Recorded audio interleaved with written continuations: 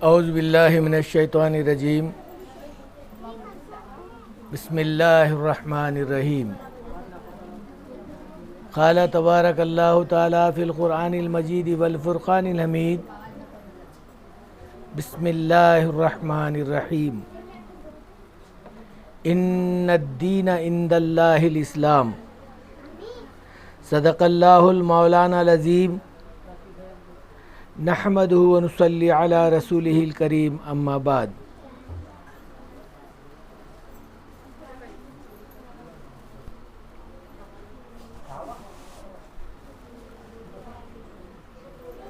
میری ماؤں اور بہنوں، اللہ تعالیٰ جل شانہ نے ہم لوگوں کو ایمان والا بنایا، مسلمان بنایا، نبی محمد الرسول اللہ صلی اللہ علیہ وسلم کی امت میں پیدا کیا۔ ہم جتنا بھی اس کا فضل مانے، شکر مانے کم ہے، اس لیے کہ بہت بڑے بڑے نبی بھی اس امت میں آنے کی دعا کیا کرتے تھے، لیکن اللہ تعالیٰ صرف عیسیٰ علیہ السلام کی دعا کو قبول کیا اور باقی نبیوں کی بات کو بازو رکھ دیا۔ لیکن ہم کو اور تم کو اللہ تعالیٰ حضور اکرم صلی اللہ علیہ وسلم کی امت میں پیدا کیا ہے، یہ بہت بڑا اللہ کا فضل ہے، احسان ہے، شکر ہے۔ میری ماں اور بہنوں، رسول کریم صلی اللہ علیہ وسلم کا فرمان ہے، جب انسان کو اللہ تعالیٰ دنیا میں بھیجایا ہے تو مرد کو بھی بھیجایا ہے، عورت کو بھی بھیجایا ہے۔ جتنے احکام اللہ کے پاس سے نازل ہوئے ہیں وہ دونوں کے لیے نازل ہوئے ہیں، مرد کے لیے بھی، عورت کے لیے بھی۔ جہاں مرد آدمی کو اللہ تعالیٰ جل شانہ نے جتنے اعمال کرنے کا احکام نازل کیا ہے اور اتنے آگے پیچھے تھوڑا سا عورت کے بارے میں بھی حکم فرمایا ہے۔ چنانچہ رسول کریم صلی اللہ علیہ وسلم نے فرمایا، جو اللہ کی بات مانے، احکام خدا پر اپنے آپ کو لے کر چلے، محمد الرسول اللہ صلی اللہ علیہ وسلم کے طریق اطوار کو اپنی زندگی میں لے کر آئے، تو اللہ تعالیٰ کے یہاں پر اس کا درجہ بہت بڑا ہے، چاہے وہ دنیا کے اعتبار سے آدمی غریب ہو، نحیف ہو، کمزور ہو، ضعیف ہو۔ اللہ کے یہاں پر عمل کا مدار ہے، عمل کی قیمت ہے۔ اسی لیے ایک علامہ اقبال نے کہا، عمل سے بنتی ہے زندگی، جنت بھی جہنم بھی، یہ خاکی اپنی فطرت میں نہ نوری ہے نہ ناری ہے۔ اللہ کسی انسان کو دنیا میں جنتی اور دوزخی بنا کر نہیں پیدا کیا، بلکہ عمل دے کر بھیجایا ہے۔ جو عمل کرے گا انشاءاللہ تعالی وہ اللہ کا محبوب بنے گا، عمل سے رہ جائے گا تو اللہ سے دور ہو جائے گا۔ چنانچہ حضرات انبیاء علیہ السلام نے جو محنت کی ہے اللہ کو اور اللہ کے نبیوں کو قریب کرنے کی بات کہی ہے، چنانچہ اللہ نے نبیوں کے ذریعے سے دین کی بات کو پہنچانے میں کسی قسم کی کسر اور باقی نہیں چھوڑا۔ تو ہر نبی اپنے باتوں کو، اللہ کی باتوں کو اپنے طریقے میں لے کر لوگوں تک پہنچانے کی فکر کرتے تھے۔ اللہ کے رسول صلی اللہ علیہ وسلم آخری نبی ہیں، وہ بھی دین کی باتوں کو لوگوں تک پہنچانے میں اپنی پوری قربانی کو پیش کیا، اپنے خاندان کو قربان کیا، اپنے بیوی اور بچوں کو بھوکا رکھا، یہاں تک کہ اپنے وطن کو خیر آباد بھی کر دیا، اور لوگ بہت ستایا کرتے تھے تو اس ستانے کے چیزوں کو برداشت بھی کر دیا، اور مکہ مکرمہ سے ہجرت کرنے پر مجبور کیا تو مکہ سے ہجرت کر کے مدینہ منورہ چلے گئے۔ پیدائشی مقام تو رسول کریم صلی اللہ علیہ وسلم کا مکہ مکرمہ ہے، اور آخری آرام گاہ آپ نے نبی محمد صلی اللہ علیہ وسلم کا مدینہ طیبہ ہے۔ آج مدینہ طیبہ میں حضور اکرم صلی اللہ علیہ وسلم آرام فرما رہے ہیں۔ چونکہ یہ نانیال بھی ہے، ددیال مکہ مکرمہ تھا اور نانیال مدینہ منورہ ہے، لیکن اللہ کے رسول صلی اللہ علیہ وسلم کو ہجرت اس واسطے سے کرنا پڑا، لوگ بہت زیادہ ستایا کرتے تھے محض اللہ کی بات لوگوں تک پہنچانے میں، یا دین کی باتوں کو لوگوں تک پہنچانے میں، یا اپنا طریقہ لوگوں کو بتانے میں آپ آگے آگے بڑھتے تھے۔ لوگ اس زمانے کے 360 بتوں کو پوجا کرنے والے، اور ایک اللہ کی بات کو تو چھوڑو، کئی چیزوں کو جو ہے ماننے والے لوگ نبی کریم صلی اللہ علیہ وسلم کی باتوں کو مذاق اڑایا کرتے تھے۔ چنانچہ میری ماں اور بہنوں، رسول کریم صلی اللہ علیہ وسلم نے جو تکالیفیں، جو مصیبتیں اٹھائی ہیں، وہ بالکل اتنی زیادہ ہیں کہ اللہ کے رسول صلی اللہ علیہ وسلم خود فرماتے ہیں پورے نبیوں کی تکلیف ایک طرف اور میری تکلیف کو اگر ایک طرف کر دیا جائے تو میری تکلیف بڑھ جائے گی، اتنی تکلیف ہمارے نبی محمد صلی اللہ علیہ وسلم کو دیا گیا ہے۔ چنانچہ آپ صلی اللہ علیہ وسلم فرماتے ہیں احکام خدا، اللہ نے جو حکم نازل کیا وہ مردوں کے بارے میں بھی ہے، عورتوں کے بارے میں بھی ہے۔ چنانچہ یہ بات کہنے پہ ایک خاتون جو بیٹھی ہوئی تھیں اللہ کے رسول صلی اللہ علیہ وسلم کے پاس آئیں، کہتے ہیں کہ حضرت اسماء رضی اللہ تعالیٰ عنہ تھی، جو حضرت عائشہ رضی اللہ تعالیٰ عنہ کی بڑی بہن، وہ آ کر کہنے لگی یا رسول اللہ، آپ کے کہنے کے مطابق احکام خدا تو سب کے لیے برابر ہیں، اور پھر جہاں احکام اللہ نے مردوں پر نازل کیا وہاں عورتوں پر بھی نازل کیا، لیکن بہت سارے ایسے اعمال ہیں جس کو مرد حضرات تو کر آگے آگے بڑھ جاتے ہیں۔ مثلا جنازے میں شریک ہونا مرد کا کام ہے، عورت شریک نہیں ہو سکتی، اسی لیے کہ وہ پردے میں رہنے والی چیز ہے۔ تو کہا جب آدمی جنازے میں شریک ہوتا ہے تو حضور اکرم صلی اللہ علیہ وسلم نے فرمایا اس کو ایک خیرات کرنے کا ثواب ملتا ہے، صدقہ کرنے کا ثواب ملتا ہے، اور اگر کوئی جنازے میں دفن تک شریک رہے تو اس کو 2 خیرات صدقہ کرنے کا ثواب ملتا ہے۔ تو صحابہ پوچھا یا رسول اللہ یہ خیرات کیا چیز ہے؟ تو کہا ایک خیرات احد کے پہاڑ کے برابر سونا خرچ کرنے کے برابر ہے۔ تو یہ آدمی، مرد آدمی جب جنازے کی نماز میں شریک ہو اور دفن تک اس میں شریک ہو جائے اس کو 2 خیرات ثواب ملتے ہیں، عورت اس سے محروم ہو گئی۔ تو حضور صلی اللہ علیہ وسلم نے کہا اچھا کوئی اور سوال ہے؟ کہا ہاں اور ہے۔ کہا جماعت کی نماز کے لیے مسجد کو جانا آپ ہی کے کہنے کے مطابق 25 اور 27 درجے ثواب زیادہ ملتا ہے بنسبت گھر کے اعتبار سے۔ چنانچہ مرد آدمی تو مسجد کو جائے اور جماعت کا ثواب حاصل کرے، اور اللہ تعالیٰ کا جماعت پر ہاتھ ہے، ید اللہ الجماع، جماعت کے اوپر اللہ تعالیٰ کا ہاتھ ہے۔ تو چونکہ ہم لوگ محروم ہیں اس بات سے کہ ہم لوگ مسجد کو نہیں جا سکتے، جماعت میں شریک نہیں ہو سکتے، تو اس سے بھی محروم ہو گئے، 25 اور 27 درجے ثواب کے ہے، اس سے ہم لوگ محروم ہو گئے۔ تیسرا سوال یہ ہے کہ لوگ جنگ کے میدان میں جاتے ہیں، کبھی شہید ہو جاتے ہیں، کبھی غازی بن کر آتے ہیں۔ شہید کے بارے میں تو یوں فرمایا بل احیاء ولکن لا تشعرون، وہ لوگ جو شہید ہوتے ہیں ان کو مردہ مت کہو بلکہ اللہ تعالیٰ ان کو زندہ رکھے، اور پھر کل قیامت تک کہ ان لوگوں کو جنت میں کھانا دیا جاتا ہے اور مہمان نوازی کی جاتی ہے۔ تو اب اتنے بڑے ثواب کا جنگ کے میدان میں جانا اور شہید ہونا یا غازی بن کر واپس آنا یہ تو مردوں کے ہی حوالے ہوا، ہم لوگ اس سے محروم رہ گئے، عورتیں اس سے جو ہے دور ہو گئیں، عورتوں کو ثواب نہیں ملا، مردوں کو مل گیا۔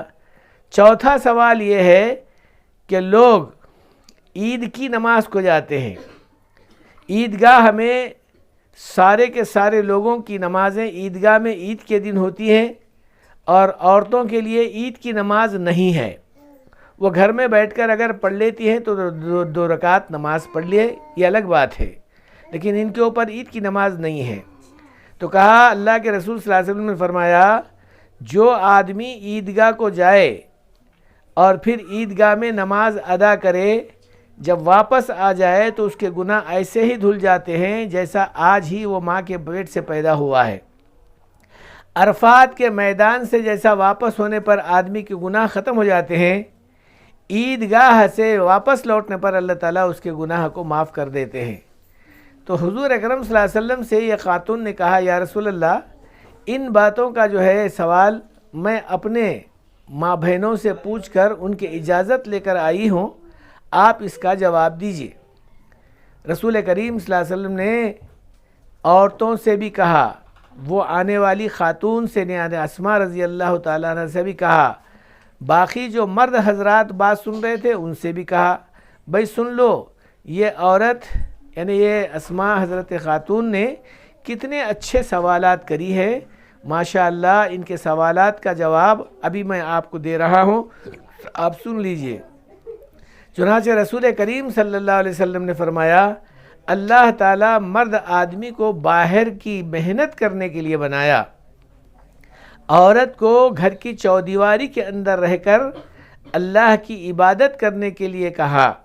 چنانچہ حدیث میں ہے رسول کریم صلی اللہ علیہ وسلم کو جب معراج شریف ہوئی تھی تو اس وقت میں رسول کریم صلی اللہ علیہ وسلم معراج میں جب تشریف لے گئے تو دوزخ کو بھی جنت کو بھی ساری چیزوں کو دیکھا کہ جنت کے 8 دروازے کھلے ہیں، ایک آدمی بہت دور سے آ رہا ہے، بہت ہی چہرہ اس کا نورانی ہے، کپڑے اس کے صاف اور بہت شفاف ہیں، اور سارے کے سارے لوگ یعنی جنت میں جتنے دروازوں کے اوپر ٹھہرے ہوئے فرشتے غلمان وغیرہ پورے کے پورے لوگ کہہ رہے ہیں اہلاً سہلاً یا مرحبا، ہمارے دروازے سے آئیے تاکہ ہماری عزت میں اضافہ ہو جائے۔ رسول کریم صلی اللہ علیہ وسلم نے فرمایا آپ کو معلوم ہونا چاہیے وہ کون ہیں؟ تو صحابہ کہنے لگے یا رسول اللہ وہ کون ہیں بتائیے؟ تو کہا یہ حضرت ابو بکر صدیق رضی اللہ تعالیٰ عنہ ہیں، جو اللہ کے احکام کو صرف اتنا ہی نہیں کہ میرے بات کو ماننے کا، بلکہ احکام خدا پر اپنے آپ کو مٹا دینے کا، اپنی ہستی کو کٹا دینے کا، اپنی زندگی کو کھپا دینے کا، اور یہاں تک کہ میرے ساتھ میں رہ کر اپنے آپ کو میرے حوالے کر دینے کا معاملہ کیا ہے۔ اسی لیے اللہ نے ان کا رتبہ اتنا بڑا اور اونچا بلند کر دیا ہے، تو سارے کے سارے جنت کے دروازوں سے ان کو آواز آ رہی ہے کہ ہمارے جو ہے جس میں داخل ہو جاؤ، ہمارے دروازے سے داخل ہو جاؤ تاکہ ہماری عزت میں اضافہ ہو۔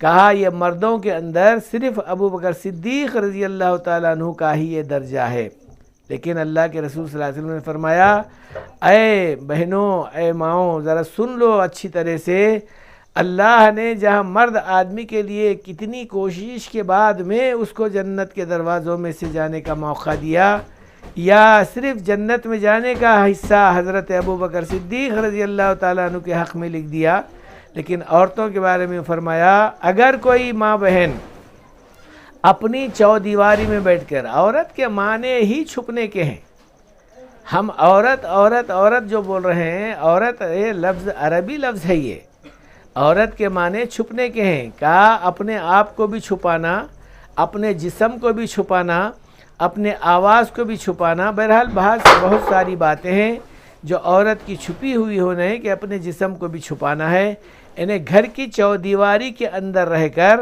2 باتوں کو اگر کر لی تو پھر اللہ تعالیٰ اس کو 8 جنت کے دروازے کھول کر رکھیں گے اور کہیں گے جس دروازے سے تیرا جی چاہے گا وہ دروازے سے جا، جنت میں داخل ہو جا۔ کتنا بڑا رتبہ ہے اس کے لیے، بشرطے کہ 2 باتوں پر عمل کرے۔ صحابہ پوچھنے لگے اور پھر وہ خاتون بھی پوچھنے لگی یا رسول اللہ وہ 2 باتیں کیا ہیں؟ تو پہلی بات رسول کریم صلی اللہ علیہ وسلم نے فرمایا احکام خدا پر اور نبی کے لائے ہوئے طریقے پر عمل کرنے کی فکر کرنا، بلکہ جتنا ہم سے ہو سکتا ہے اتنا پورے کا پورا جان مال وغیرہ وغیرہ ساری چیزوں سے محنت کر کے احکام خدا کو پورا کرنے کی فکر کرنا۔ مثلا اللہ کا حکم ہے کہ اللہ کو ایک مانے، نبی کو سچا جانے، یہ تو ہم سب لوگ کرتے ہیں، لیکن احکام خدا میں سے ایک بات تو جہاں اللہ کو ایک مان رہے ہیں وہاں اللہ ہی کے سامنے اپنا ماتھا ٹکانا ہے، اللہ ہی کے سامنے اپنا ہاتھ اٹھانا ہے، اللہ ہی کے سامنے اپنی زبان چلانا ہے، یہاں تک کہ دل کے اندر کی گہرائیوں سے اللہ ہی سے مانگنا ہے۔ کسی قسم کی کوئی بات بھی ہماری زبان پر بھول کر بھی نہیں آنا، غلطی سے بھی نہیں آنا، بلکہ چوک کر بھی نہیں آنا، یہ ایمان والے کی شان ہے۔ چنانچہ میری ماں اور بہنوں، عموماً جب بیمار ہوتا ہے آدمی تو بجائے اس کے کہ اللہ کی طرف رجوع ہونے کے ہم ڈاکٹر کی طرف رجوع ہوتے ہیں، اور زیادہ پریشان ہوتے ہیں تو کسی عامل یا تعویذ وغیرہ کی طرف منسوب ہو جاتے ہیں۔ کہا ان سب کا مالک اللہ ہے، اللہ ہی سے رجوع ہونا چاہیے، ڈاکٹر سے رجوع ہونا بعد میں، چیزوں سے رجوع ہونا بعد میں، دنیا سے رجوع ہونا بعد میں، معاملہ صرف اللہ کا ہے، اللہ سے رجوع ہونا پہلے۔ چنانچہ ایک حدیث میں اللہ کے رسول صلی اللہ علیہ وسلم نے فرمایا جب میرے جوتے کا تسمہ بھی ٹوٹ جاتا ہے تو پہلے میں اللہ سے کہتا ہوں کہ اے اللہ اس تسمے کو درست کر دے، پھر اس کے بعد موچی کے پاس جاتا ہوں اور اس سے سدھار لینے کی فکر کرتا ہوں۔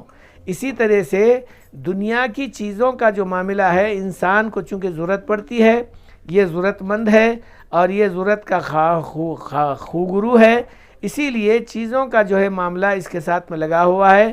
چیزوں کا استعمال کرنا برا نہیں ہے، گناہ نہیں ہے، غلط نہیں ہے، بلکہ اس سے پہلے ہے کہ اللہ سے مانگ کر آگے بڑھے۔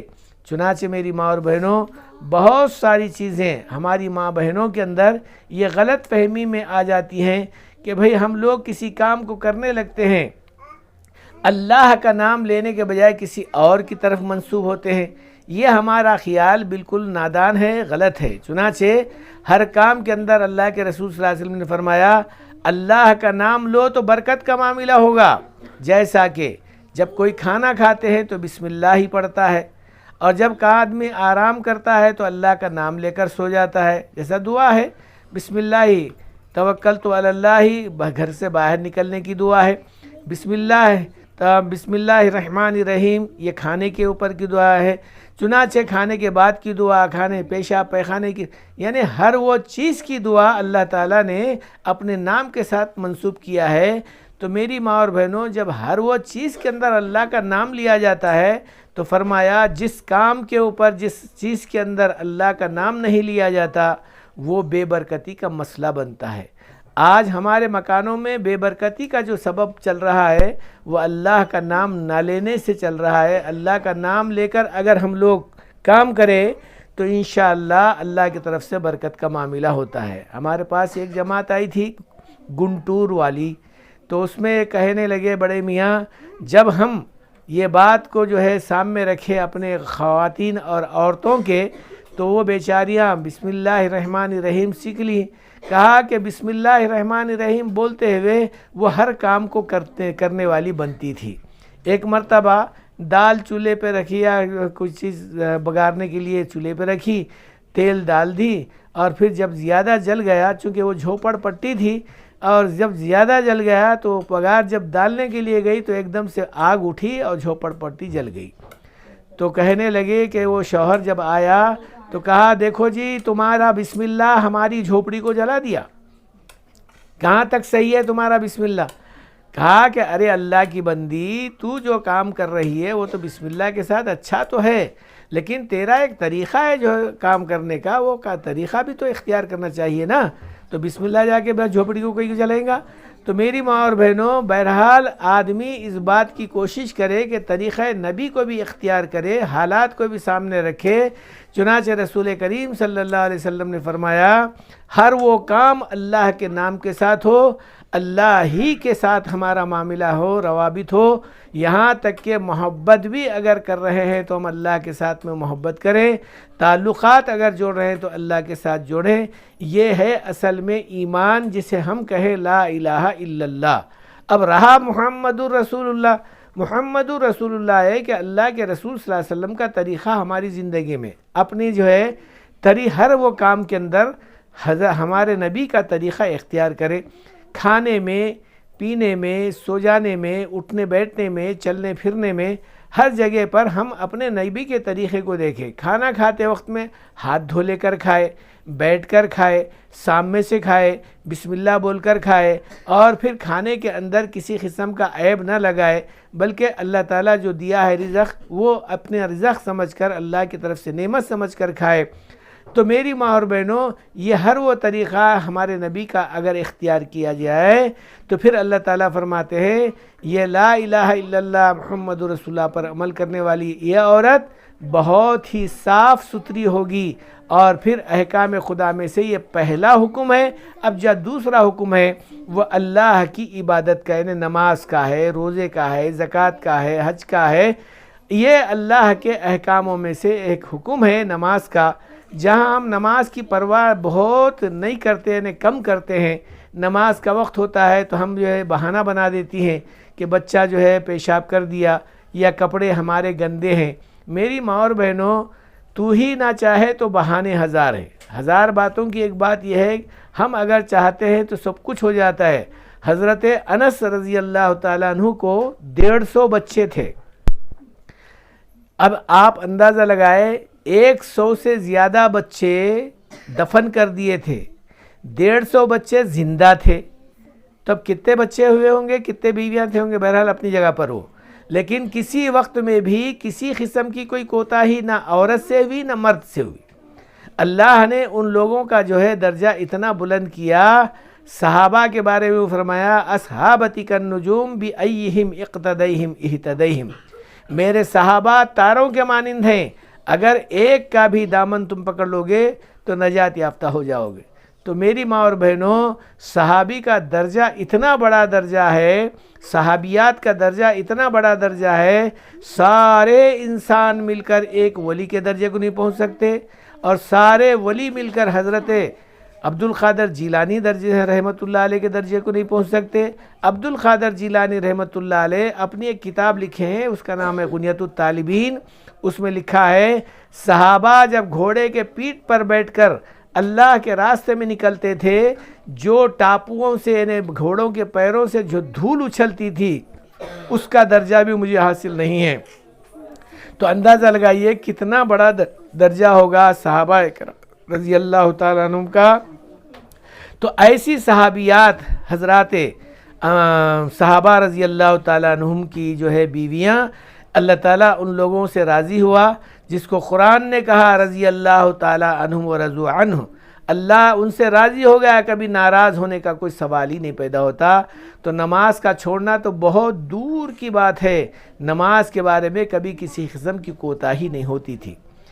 میری ماں اور بہنوں، ہماری جماعت میوات گئی تھی، ہم لوگ میوات کو پہنچے، وہاں پر اکثر و بیشتر عورتیں کھیتوں میں کام کرتی ہیں، مزدوری وغیرہ کرتی ہیں یا اپنے کھیتوں کا کام خود کرتی ہیں۔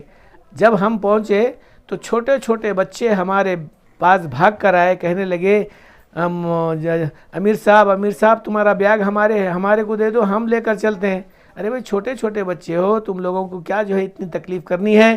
بہرحال ہم اپنا نہیں ہم لوگ لے کر چلیں گے، چنانچہ وہ بچے بیاگوں کو ساتھ میں رکھے، سروں پہ رکھے، سیدھا گاؤں میں پہنچے، اور پھر مسجد کو لے کر آ کے چھوڑ کر کہنے لگے، وہ بچوں میں ہر ایک بچہ، میرا جہاں تک خیال ہے 5 یا 6 بچے ہمارے ساتھ آئے تھے، کہنے لگے امیر صاحب ہماری امی بول رہے ہیں یا ہمارے ابا بول رہے ہیں۔ ارے میں بولا بھائی تمہارے ابا نہیں تھے تو وہاں پر تمہاری امی تو خیر کام کر رہی تھی ہوں گی، تمہارے ابا کہاں تھے؟ کہا نہیں ہمارے ابا ہماری امی کو بول کر گئے ہیں، ہماری امی ہمارے کو بولے ہیں کہ بھائی جو بھی جماعت آئی ان کی دعوت کرنا ہے۔ اب ہم چونکہ پہلی مرتبہ گئے تھے تو ہم بولے ٹھیک ہے بیٹا، جب تمہاری امی بولے ہیں تو دعوت قبول ہے۔ تو چنانچہ دوسرا بچہ آ کر بولنے لگا نہیں امیر صاحب ہماری امی بھی بولے ہیں. اب ہم بولے بھئی تمہاری امی بولے تمہاری امی بولے تم سب ایک ہی ہیں کیا تو الگ الگ ہیں؟ تو کہا نہیں وہ تو خاموش ہو گئے. ہم بولے ٹھیک ہے ٹھیک ہے ٹھیک ہے انشاءاللہ تعالی انشاءاللہ تعالی. اب ہمارا انشاءاللہ حیدرآباد کا بہت چلتا ہے. چنانچہ وہ 4-5 بچوں کو ہم بولے انشاءاللہ، وہ 4-5 لوگ وہاں سے کھیت میں سے اٹھے، گھر کو گئے اور پکانا شروع کر دی. جب شام ہو گئی تو 4-5 گھروں سے ہمارے پاس کھانا آیا. ہم بولے بھئی یہ کیا ہو گیا؟ تو کہا تم بولے انشاءاللہ ہم سب کی دعوت قبول کریں گے تو ہم سب ہمارے طرف سے کھانا آپ کو بھیجائے ہیں. میری ماں اور بہنوں یہ کیسی عورتیں ہوں گی جو اللہ پر بھروسہ رکھتی ہیں، مہمانوں کی اتنی قدردانی کرتی ہیں کہ اللہ تعالیٰ ان پر رحم کرے. چونکہ ایک معمولی آج کی بات کر رہا ہوں تو پھر صحابہ کے بارے میں کیا بات ہو سکتی ہے؟ یہ تو ہمارے اندازے کے باہر کی بات ہے. چنانچہ میری ماں اور بہنوں اللہ تعالیٰ جل شانہ نے ان صحابیات کو اتنا جو ہے اونچا بنایا، اتنا اونچا بنایا کہ کسی صحابی کے بارے میں ایک بال برابر بھی کمی کا معاملہ نہیں ہوتا تھا. چنانچہ نماز کے بارے میں تو میں اتنا جو ہے کہوں گا کہ ہم لوگ کوشش اس بات کی کریں جتنا ہم سے ہو سکتا ہے وہ اللہ کی عبادت کریں، اللہ کو یاد کریں. اب رہا رمضان المبارک کا معاملہ، رمضان المبارک اگر آ جائے، اگر کسی قسم کی کوئی کمزوری نہیں ہے، بیمار نہیں ہے یا کسی قسم کی معذوریت نہیں ہے تو رمضان المبارک کے روزے بھی رکھیں. زکوٰۃ اگر اللہ تعالیٰ تمہارے کو دیا ہے یا تمہارے شوہر کا پیسہ الگ ہے، تمہارا پیسہ تمہارے ماں باپ کی طرف سے یا شوہر تمہارے کو عطیہ کیا ہے تو ایسا پیسے کے اندر آپ زکوٰۃ کے جو ہے دے سکتی ہیں تو زکوٰۃ بھی ادا کرتے رہیں. اور اس سے زیادہ پیسہ اگر آپ کے پاس اللہ تعالیٰ دیا ہے تو حج کا ارادہ بھی کریں اور حج کے لیے بھی جا سکتے ہیں. چنانچہ یہ احکام خدا ہے.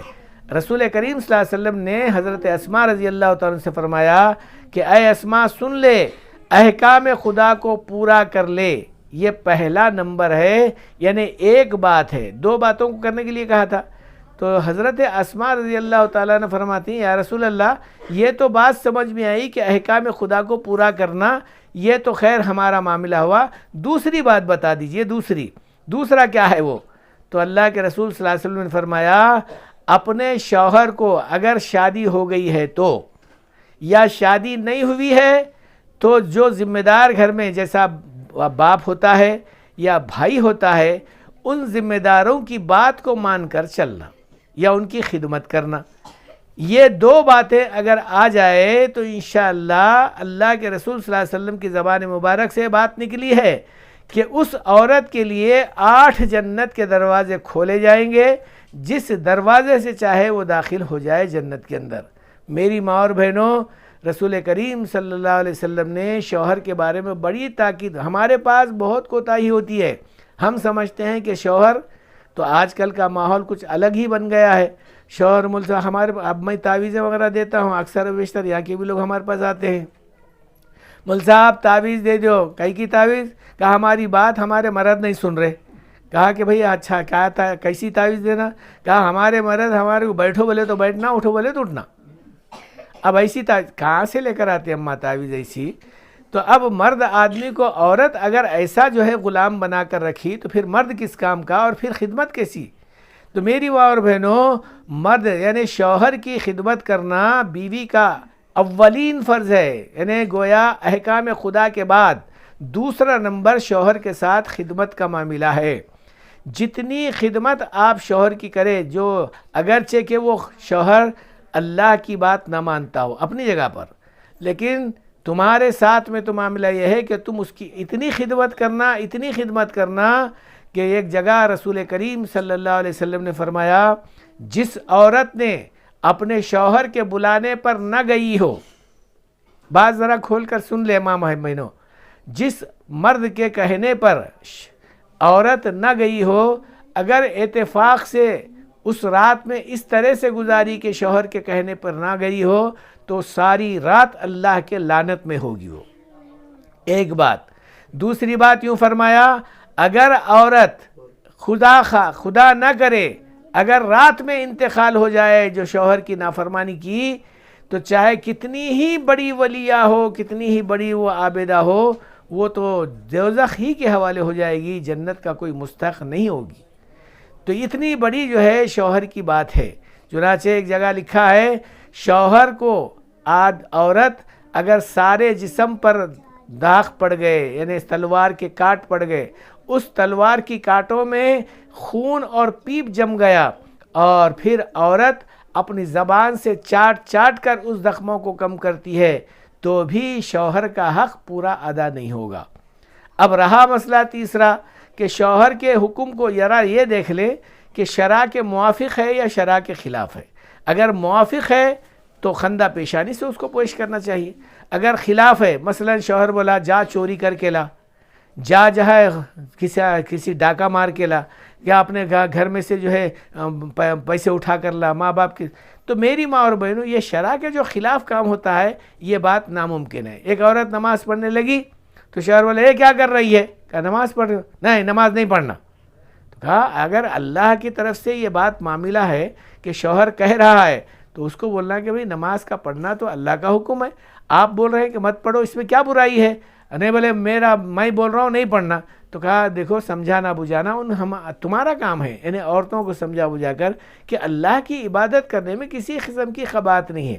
جہاں ہم لوگ آپس میں جب گھروں میں رہتے ہیں، گھروں سے جو ہے شادی کرنے کے بعد میکے یعنی شوہر کے گھر کو آ جاتے ہیں تو بہت ساری چیزوں کو منوا لیتی ہیں۔ ایک ہے کہ بھئی جب عید آتی ہے تو کھانا پینے کا جو سامان ہے وہ شوہر کتنا ہی غریب کیوں نہ ہو مگر اس سے منگوا لیتی ہیں، چاہے قرضہ کر کے لاؤ جی، اس واسطے کہ بچے بھوکے رہتے ہیں، عید کا دن عید کرنا ہے، ویسا کچھ نہیں ہونے والا ہے، تو لے کر آؤ، کہاں سے بھی لے کر آؤ۔ اب بیچارہ کہاں بھی جو ہے قرضہ کرتا ہے، مٹی لیتا ہے، لوگوں سے بدل لیتا ہے، بہرحال لے کر آ کے جو ہے پیش کر دیتا ہے۔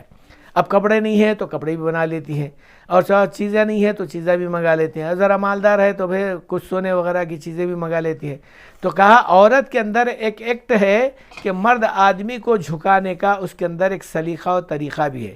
میری ماں اور بہنوں یہ تو دنیا کے واسطے کر لیتے ہیں، اگر کوئی ماں بہن اپنے جو ہے ایکٹ کو سامنے رکھ کر اگر اللہ کی عبادت کرنے کے بارے میں اگر تھوڑا سا ڈٹ کر بیٹھے، کیا وہ اللہ کی عبادت نہیں کر سکتا کیا؟ تو میری ماں اور بہنوں ہم بولتے ہی کہاں ہیں اللہ کی عبادت کرو بول کر، اللہ کو یاد کرو بول کر بولتے ہی کہاں ہیں؟ ہم لوگ تو اپنی دنیا کی چیزوں کے اندر پڑے ہوئے ہیں، دنیا کی چیزوں میں ملوث ہیں، اور اسی کو منگا لینے اور اسی کے کرنے کے اندر ان کو جو ہے ملوث کر دیتی ہیں۔ تو میری ماں اور بہنوں ہماری کچھ شاگردائیں ہیں، ایک شاگردہ کا ذکر میں پیش کر رہا ہوں، ذرا سن لیجئے۔ ہماری شاگردہ جو میرے پاس پڑھی ہے، جو تانڈور میں سب سے بڑے مالدار گھرانے کی بچی ہے، وہ میرے پاس پڑھی، تو خیر وہ اس کے بارے میں جو ہے کچھ نصیحت وغیرہ کرتا تھا، حافظ بھی بن گئی بچی وہ۔ اب اس وقت میں جو ہے اس کے پھوپھیرے بھائی سے شادی ہوئی اور وہ امریکہ میں ہے۔ جب امریکہ گئی تو وہ شوہر کو بولی کہ بھئی تم بھی حفظ کر لینا چاہیے، تو انہیں بولے بھئی ٹھیک ہے حفظ کر لے، تو حفظ کر لیا بیچارہ۔ اس کے بعد عالم کا کورس کرنا، کہا عالم کا کورس بھی کر لیا۔ پھر اس کے بعد شرعی لباس کے اندر اس کو لے کر ڈھلا دی، وہ بھی شرعی لباس کے اندر آ گیا، 5 وقت نمازی کا پابند ہو گیا۔ کہا کہ الحمدللہ اس وقت میں ایک بہت بڑا مدرسہ چلتا ہے امریکہ میں، وہ کہتی ہیں ہماری شاگردہ مول صاحب میں تو بچوں کو پڑھاتی ہی ہوں، میرے ساتھ ساتھ میرے شوہر بھی یعنی حدیث کی تعلیم کا جو ہے انہوں بھی درس دیتے ہیں، حالانکہ وہ PhD پڑھا ہوا ایک بہت بڑی ذمہ داری کے ساتھ نوکری کر رہا ہے۔ تو میری ماں اور بہنوں اگر عورت چاہتی ہے تو سب کچھ کر سکتی ہے، یہ بات نہیں ہے کہ بھئی کچھ نہیں کر سکتی۔ ہاں دین کے اعتبار سے ہم آگے نہیں بڑھ رہے ہیں، اس دین کے اعتبار سے ہم کو آگے بڑھنے کی ضرورت ہے۔ چنانچہ رسول کریم صلی اللہ علیہ وسلم نے فرمایا جب عورت اپنے شوہر کی خدمت کر کر شوہر کو اپنا بنا لیتی ہے تو اس سے بڑی جو ہے کوئی عورت اللہ کا مقرب نہیں بن سکتی۔ چنانچہ حدیث پاک میں ایک واقعہ لکھا ہے، رسول کریم صلی اللہ علیہ وسلم کا زمانہ تھا، شوہر اپنی بیوی سے بولے کہ بھئی میں جا رہا ہوں کچھ کام سے۔ اس زمانے میں کام کرنے کے لیے پیدل وغیرہ جاتے تھے، دور دور گاؤں کو جا کے تجارت دھندا وغیرہ کر کر آتے تھے، ایک دو مہینے لگ جاتے تھے، 3 مہینے لگ جاتے تھے۔ جب واپس آئے تو کافی زمانہ ہو جاتا تھا، تو جاتے وقت میں یہ زبان سے بات ان کے نکلی میں جا رہا ہوں، تم گھر کے باہر نہیں جانا۔ یہ عموماً لفظ ہوتا ہے، ایک تکیہ لفظ ہوتا ہے، تکیہ کلام ہوتا ہے۔ چنانچہ بیوی سن لی، خاموش بیٹھ گئی۔ اتفاق سے گاؤں ہی کے اندر ان کے ماں باپ رہتے تھے۔ ماں باپ چونکہ زیادہ جو ہے نیک کار نہیں تھے، ذرا گنہگار تھے۔ تو چونکہ معلوم یہ ہوا کہ دونوں ماں اور باپ کو، یہ ایک ہی بیٹی تھی، تو ماں اور باپ دونوں بیمار ہوئے۔ چونکہ یہ بات شوہر کے زبان سے نکلی تھی کہ میں جا رہا ہوں تو تم گھر کے باہر نہیں نکلنا، تو بس یہ بیچاری جو ہے گھر کے اندر رہی۔ لیکن ماں اور باپ بیمار ہو گئے، اطلاع ملی کہ ماں باپ بیمار ہو گئے، کم سے کم دیکھنے کے لیے آ جاؤ۔ ہمارے پاس تو ماشاءاللہ اب آپ لوگ سمجھتے ہیں، میری تفصیل کی ضرورت نہیں ہے، میں جو ہے اس کو جو ہے پورا کھول کر بولنا ضرور نہیں سمجھتا۔ ہم لوگ اپنے شوہر کو بغیر بولے کہ، بغیر کہے کہ کہاں تک جاتے ہیں، کیا کیا کرتے ہیں، وہ اللہ ہی جانتا ہے۔ چنانچہ وہ بیچاری اپنے گھر کے باہر نہیں نکلی، چونکہ شوہر کی زبان سے بات نکلی تھی۔ چنانچہ بعد میں چند روز یعنی 2-4 روز کے بعد میں اطلاع ملی، دونوں ماں اور باپ دونوں کا بھی انتقال ہو گیا۔ اب ظاہر بات ہے، دونوں کا جب انتقال ہوا تو بیٹی ایک ہی ہے، تو جانا چاہ رہی تھی، لیکن شوہر کی زبان سے بات نکلی تھی کہ باہر نہیں جانا۔ تو اب لوگ جو ہے بیٹی کا انتظار کرے، تو بیٹی یہ بول بھیجی کہ میرے شوہر کی زبان سے بات نکلی ہے کہ گھر کے باہر نہیں جانا، لہٰذا میں اپنے ماں باپ کو بغیر دیکھے دفن کرنے کو پسند کرتی ہوں، انہیں انتقال پر بھی پسند کرتی ہوں، میں دعا کروں گی الگ بات ہے، لیکن میرے شوہر کی بات کو میں نہیں ٹلا سکتی۔ چنانچہ دفن بھی ہو گئے۔ تو اب اس کے بعد کافی دنوں کے بعد وہ شوہر جب واپس آ رہے تھے تو کھیتوں میں کام کرنے والے حضرات جو کسان قسم کے لوگ تھے، وہ دیکھ کر کہنے لگے، ارے وہ ہو، یہ مسلمان ہے، ارے کیسا مسلمان رہے بھائی، تو اپنے بیوی کے ماں باپ کو بھی جو ہے مرے تو چہرہ بھی نہیں دکھانے دیتا، یہ کیسا اسلام ہے تیرا؟ اب یہ بات جیسا سن لیے، کانوں میں پڑی، تو انہوں سمجھے کہ بھائی کچھ نہ کچھ ہو گیا ہے، حالات میں تغیر اپنا آ گیا ہے۔ اب آہستہ سے سوچتے ہوئے آنے لگے، جب گھر کو آنے لگے، ظاہر بات ہے عورت تو نرم دل کی ہوتی ہے، جیسا ہی شوہر کو دیکھا تو آنکھوں میں آنسو بھر آئے۔ تو شوہر نے کہا کہ اچھا بھائی، میں یہ جاننا چاہتا ہوں کہ تم آنسو کیوں لا رہے؟ کہا کہ میرے ماں اور باپ کا دونوں کا انتقال ہوا ہے، آپ بولے تھے میرے کو گھر کے باہر نہیں جانا، اسی لیے میں ماں باپ کو نہیں دیکھنے گئی، میں رہ گئی۔ اب یہ سوچنے لگے، ارے بھائی میری زبان سے نکل گیا ہے۔ تو شوہر کو باہر بولے کہ باہر نہیں جانا بیوی کو، وہ بیچاری رہ گئی۔ خیر اپنے آپ دل کے اندر ہی کرتے رہے، یہاں تک کہ کھانا وغیرہ کھایا، رات میں سوتے رہے، تو اب بیوی کے خواب میں ماں اور باپ آئے۔ ایسا دیکھا کہ ماں اور باپ دونوں جنت کے اندر بہت اونچے درجے پر مسیریوں پر بیٹھے ہوئے ہیں، اور سونے کے تاج، ہیروں کے تاج ان کے جو ہے سروں پر جڑے ہوئے ہیں۔ اب یہ تو ظاہر بات ہے بیٹی ہے، بیٹی کے خواب میں تو آئے ہوں گے، لیکن یہی خواب داماد کے بھی جو ہے خواب میں آئے، یہی خواب داماد کو بھی ہوا۔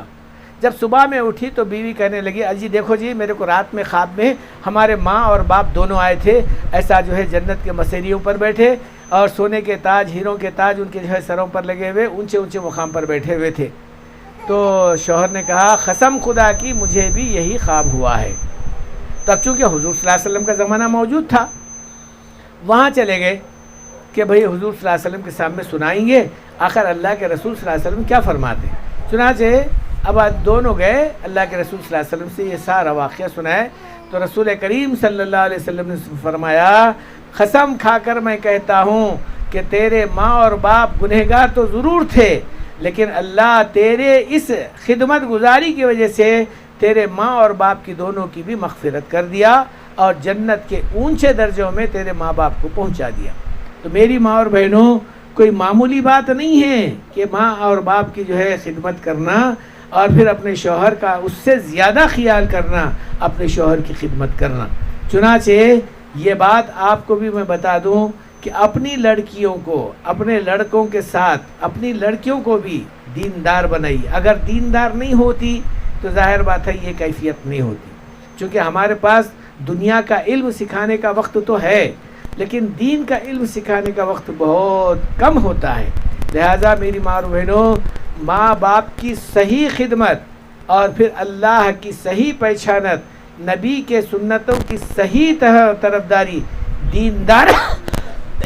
دیندار کو ہی ہوتی ہے، دنیا دار کو نہیں ہوتی۔ کئی لڑکیاں جو دیندار بنی ہیں میری ماں اور بہنوں، کافی تعداد میں ہمارے پاس یہ رپورٹ آتی ہیں کہ دیندار بچی ہونا چاہیے، گھر میں سارے کے سارے ماحول کو بدل سکتی ہے۔ دیندار بچی آ گئی تو ماں شوہر کی خدمت کے ساتھ ساتھ ساس اور سسرال کی خدمت بھی، ساس کی خدمت بھی کر سکتی ہے۔ لیکن دنیا دار بچی کا ماحول کچھ غلط ہی ایسا ہوتا ہے کہ وہ دنیا دار بنتی ہے۔ تو میری ماں اور بہنوں، اگر ہم بچیوں کو، اپنے بچوں کو دیندار بنائیں گے، دینی تعلیم حاصل کروائیں گے، تو یہ کام ہمارے لیے بہت آسان اور بہت ہی جو ہے سہل ہوگا۔